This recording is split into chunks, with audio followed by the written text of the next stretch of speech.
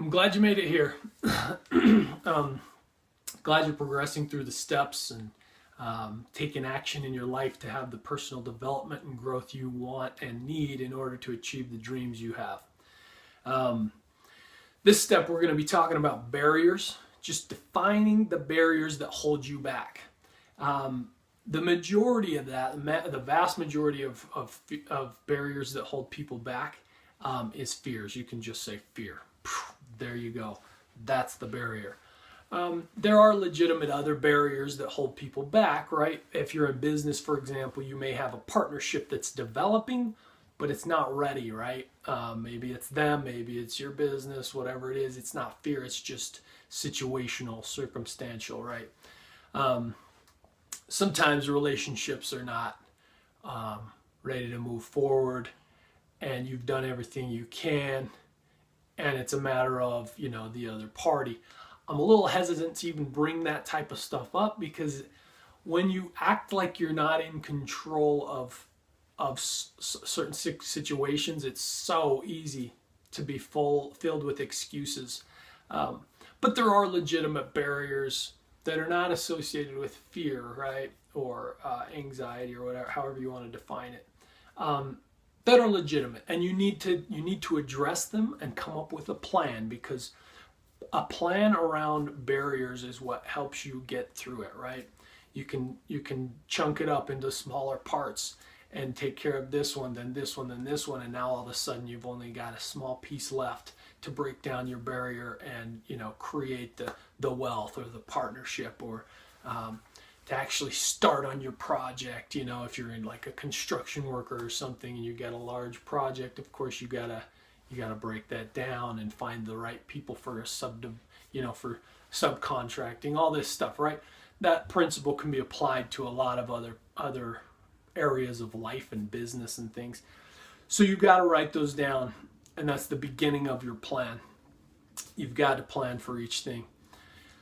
But what I want to talk about on this step, is mainly the fears piece of barriers, right?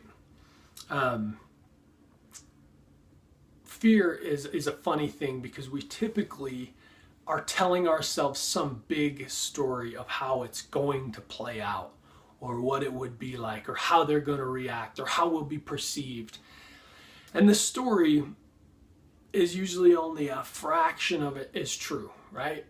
Most of the time the story is very out there, like very false, unrealistic, not going to happen kind of thing. But the types of pressures that are included in it are like, right, social perception. You want to have social control. You don't want people to perceive you as a failure or as an embarrassment, or someone who is not talented but tried anyway, put themselves out there, right? You might be afraid of change. People typically get into a comfort zone, and it's scary to go outside of that comfort zone, right? And I don't even know why we call it a comfort zone, because often it's uncomfortable.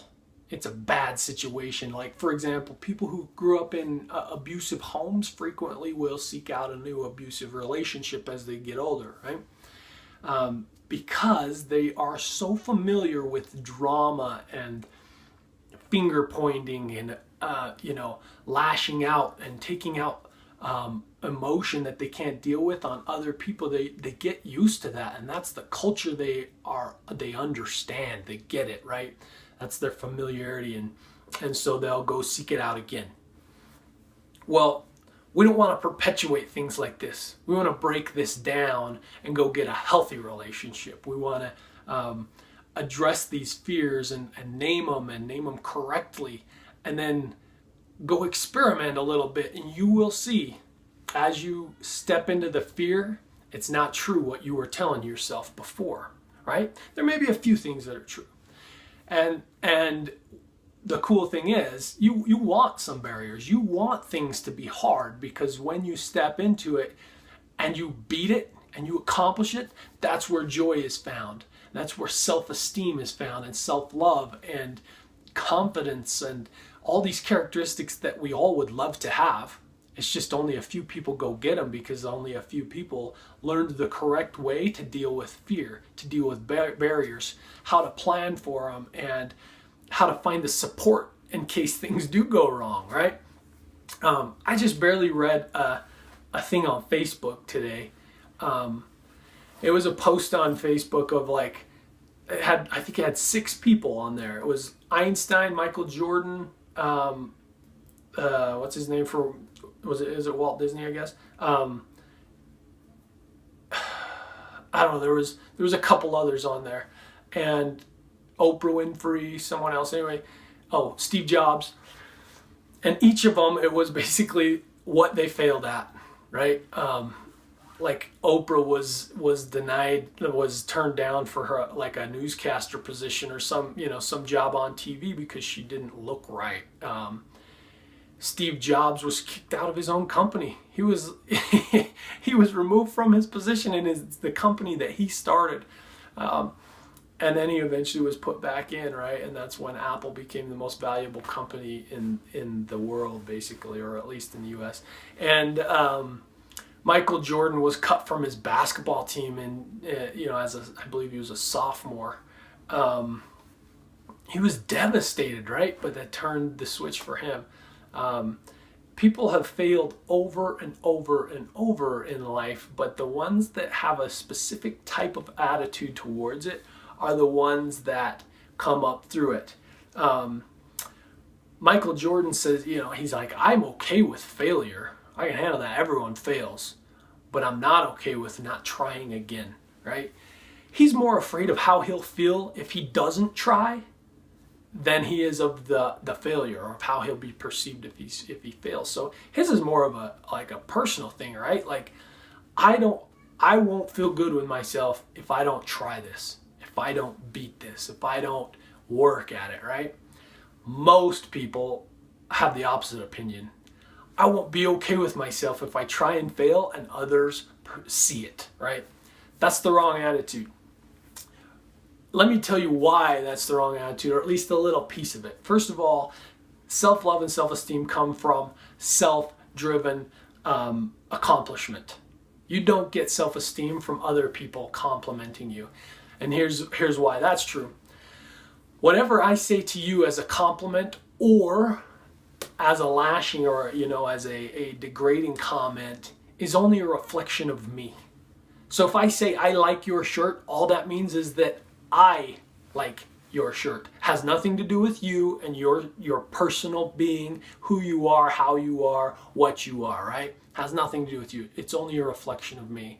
So it's nice to get comments, but you have to also realize that's a reflection of someone who's happy, who's likes what you're doing or shares some common ground. And that's nice to share common ground, but it's a reflection of them, right? So if you're mad at me one day, that's a reflection of you. If you're happy with me one day, that's a reflection of you. And like, I don't want to minimize it so much that we don't enjoy human connection, but you can't live a life based on other people's expectations or views and perceptions of you. Here's the other piece of it. If you go out there and try some brave thing and you fail, guess what? Almost nobody cares. Very few people will care. And you'll get if it's on public, something like this where the world can see it, I'll get some hate mail. I'll get some people that are just kind of out there, right? That want to make sure they know they disapprove of me and what I'm doing. A small percent will. And you kind of have to deal with it, right? You got to learn to toughen up a bit. The vast majority of people won't care at all. They won't even think twice about you. They'll forget about you 5 minutes later. It's all over. It doesn't even matter. And then there's a decent percentage of people that will really connect with you. And they'll come out of the woodwork suddenly and just say, man, I struggle with the same thing. I thank you for putting it out there. Thank you for going public. Thank you for being vulnerable, and that's where you're going to gain your followers. That's where you're going to get your support system. People who share and identify with who you are, and they'll just come out in thankfulness, and they'll come out with support, and they're the ones that are going to buy your products, and they're the ones that are going to come to your seminars, or support your business, retweet your tweets, etc. Right? They're going to help you out. Those are the ones that you're trying to find, and the only way to find them is to be vulnerable, to, as Brene Brown puts it, to dare greatly, which is a fabulous book, which is going to be a part of this step. You should read Daring Greatly by Brene Brown. She covers a lot of topics in that book of daring greatly. Basically, the whole book is basically this concept, breaking down fear, right? Why don't we step into fear, into the things that we fear, and dare greatly, right? And she's a professional on the topic. She's been studying shame and vulnerability for like 15 years as a method researcher, and she's fabulous. She's written a few New York Times bestsellers, but that book specifically applies to this principle, so you must read it. What other fears could you have? Financial fears, right? You might go broke. Time. You're worried that you'll lose some time that you'll never get back. Here's the crazy thing. People who have boxed themselves in with fear, and they stay in this little zone, and they never go out of it because of the fear, they're losing their lives. The sad thing is, if you can't step into the fear and face a tough thing, you lose a huge piece of your life. And what's the value of time if you're just going to spend it watching TV or, sort of boxed in? And I don't want to devalue all of life, but you get my point, I think. Relationships is a scary one, right? The people close to you. Sometimes that's the scariest one. You don't want people that you feel like love you to all of a sudden change their opinions of you, right? What's going to happen to the loyalty of the people that you have around you? Or, those are the ones you don't want to disappoint them. How are they going to react? How will they perceive you?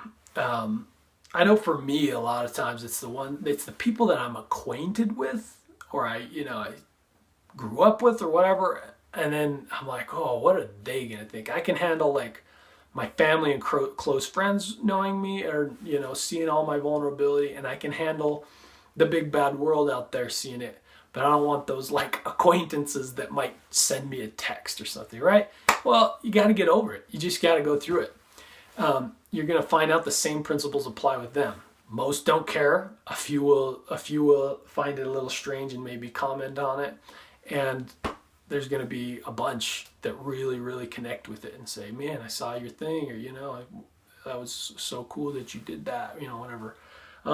Lack of knowledge and understanding could be another barrier or fear, right? You feel like you're not smart enough, wise enough, talented enough. You're worried that you don't have the resources or capabilities to do it. Guess what? Going through it will teach you more than any other form of study, right? Practical learning. If you get out there and go through it, you're going to do good. I just barely listened to a talk this morning that talked about that on average, most millionaires failed at 2 businesses before their third one stuck. I wonder why. Maybe because in the first 2, it was completely just learning experience, right?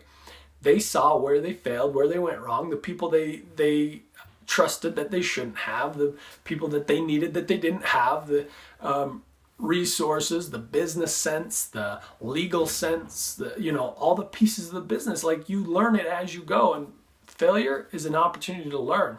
Just ask the great successes like Oprah and Michael Jordan and LeBron. I mean, there's so many people out there that just say, man, failure is a chance for learning. Let's see. You feel inadequate. That's I already sort of talked about that. Your age, are you too old, too young, right? It's funny. You're always one or the other. And in reality, we're neither too young or too old. There's a couple of kids that have just recently sold businesses for like multi-million-dollar deals. And they're like 10 years old, 12, 15. I mean, it happens. You can do it. If you're young, get started. Learn now. Don't expect school to teach you this type of sense that I'm talking about. Like this, you learn from doing it. Too old? No way. Warren Buffett says people quit right when they're getting good at their jobs, right? He's in his 80s and he still goes to work every single day. And he reads through 250 pages of information trying to find the best deals for him and his company, right? You're never too old to do this. In fact, my personal philosophy is kind of like I'm dedicated to my small children right now, so I put the most time and resources that I possibly can into that because I will never get it back, right? But depending on your age and your family dynamics and things, being old like now's the time to be innovative, to be industrious, to like put a ton of time and energy and, most importantly, wisdom so that you're effective at what you're doing into it, right? Go create something great. Your health, this is a tough one. Your health, if you're not healthy now, it's going to be tough to get, to the point where you can achieve your dreams and goals. But don't take it as an excuse. There's a lot of people who have had accidents or come down with illnesses and things that have taken a lot of their functionality away. I'm a nurse, as many of you probably know, and I see a lot of people that are in some tough situations, and some of them will step through it and become great again. Like I'm talking about like people who had an accident. Typically paraplegics achieve the same status, the same level of joy and happiness about a year after their accident as they were previous to it. So the brain can overcome a lot. And we have great people that had MS or whatever, and that became, leaders of our country and leaders of so many different things in their with their health issues. So don't let that be a barrier. Like if you're afraid of people seeing it, that goes back to the social thing. And not very many will care. Majority will just kind of be like, oh, cool, whatever, don't care. And a certain amount will come out and say, thank you for exposing this. Thank you for being brave. Thank you for leading me into something great, right? So go do it. Get out there and do it. Joy is found in overcoming barriers, and you have to do this. Got a couple of quotes written down here that I wanted to, I don't know if they're quotes, but we all have fears. We all get anxious. Feeling it and doing what you should do anyway is where self-esteem and self-love are found, right?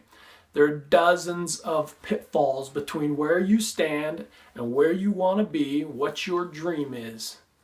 None of them are as big and bad as the thing you've told yourself. They are there. Things exist, right? As you attempt great things, tough things happen. Failures happen. People come out with rude things, mean things. You fail, you fall flat on your face, you look stupid in public on occasion, but none of it is anywhere as bad as you think it is. But the joy and fulfillment of succeeding is, but it's the fear that keeps you standing still right where you are. You need to get out and move. You've got to start running for your dream. And as you run, you trip and fall, but you get up and you keep going, you brush it off. It's painful for a minute, but it heals. It goes away. But what doesn't go away is when you accomplish great things and you can look back on your life and you have this memory happiness, right? That is so key to joy in life and fulfillment. Looking back and saying, man, look at all this great stuff that I've accomplished. It's not the money that makes it great. In fact, Jim Rohn's mentor, Mr. Schoaf, he calls, I think he's Earl Schoaf. He said, you should set the goal to become a millionaire. Not because of the money, but because of what it will make you to achieve such a goal. And that's the way we should approach goals, and that's what we should remember as we come up against a barrier or fear or anxiety, and just say, you know what? Going through this is going to make me something great. I just read actually another Brene Brown thing, and she said that for our children, how did she say it? Hope is found in going through struggle. People who have gone through struggle have a great sense of hope. So isn't that interesting? People who have failed are the ones that actually understand that my future is full of hope. So we need to go through that, set yourself up to achieve great things, and also in the process you'll fail a little bit. Go talk, my wife is in psychology. Go talk to like an addict or a therapist and see what they think about people who have stepped through their fears, right?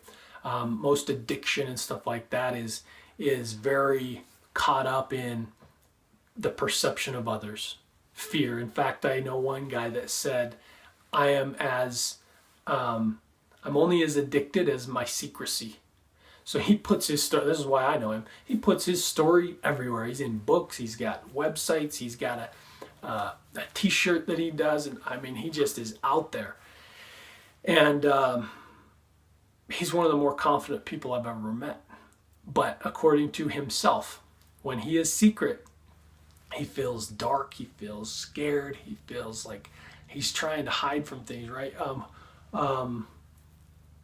Coach Pitino for the Louisville basketball team, now he's had some stuff, right? He's got a history. He says, tell the truth. Because when you tell the truth, it's not just, it won't go away, but now it's a part of your past instead of your future. When you lie about it, you have to continue to worry about it. Put it in your past and go on. You can look back on things and say, man, that hurt, and that was great, and that was but in the end, it all accumulates, and you'll say, man, what a life. Memory, happiness. So don't let the fear keep you standing where you are today. You've got to get up and run to your goals and dreams. So list them all out, create a plan, challenge yourself. In the book 4 Hour Work Week, he says you should be doing something that you're afraid of every day.